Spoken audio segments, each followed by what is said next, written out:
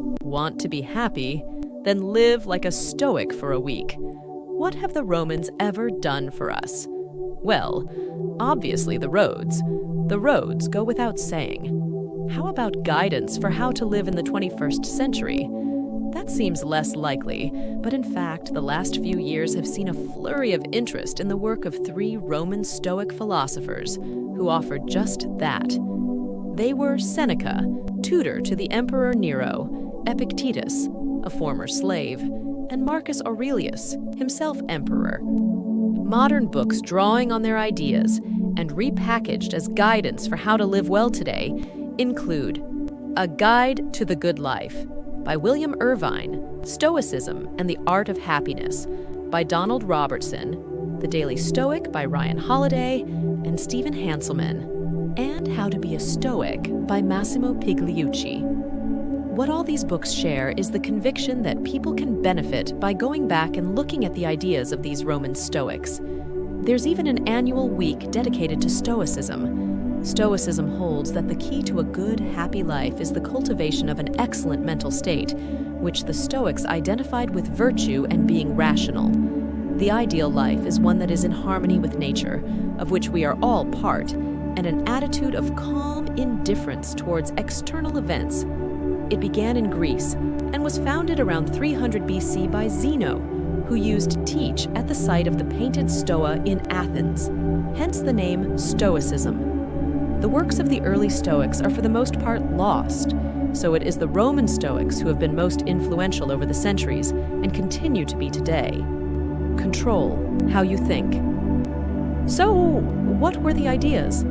2 foundational principles can both be found in the Handbook, a short work summarizing the ideas of Epictetus.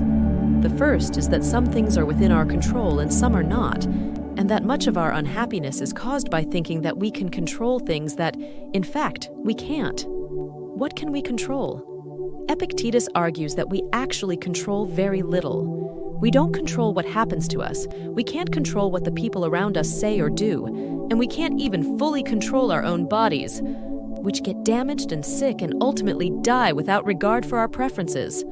The only thing that we really control is how we think about things, the judgments we make about things. This leads us to the second foundational principle from Epictetus. It's not things that upset us, but how we think about things. Stuff happens. We then make judgments about what happens. If we judge that something really bad has happened, then we might get upset, sad, or angry, depending on what it is. If we judge that something bad is likely to happen, then we might get scared or fearful. All these emotions are the product of the judgments we make. Things in themselves are value neutral. For what might seem terrible to us might be a matter of indifference to someone else, or even welcomed by others. It's the judgments we make that introduce value into the picture, and it's those value judgments that generate our emotional responses.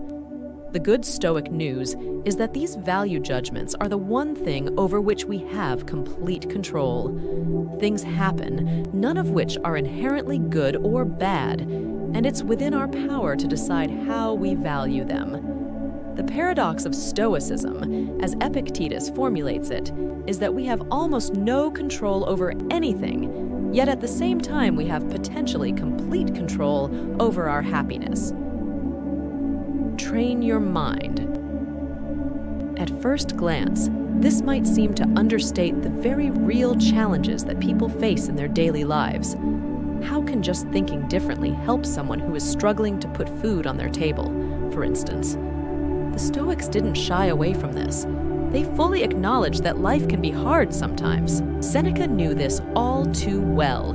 He suffered exile, multiple bereavements, and was ultimately forced to commit suicide by Nero.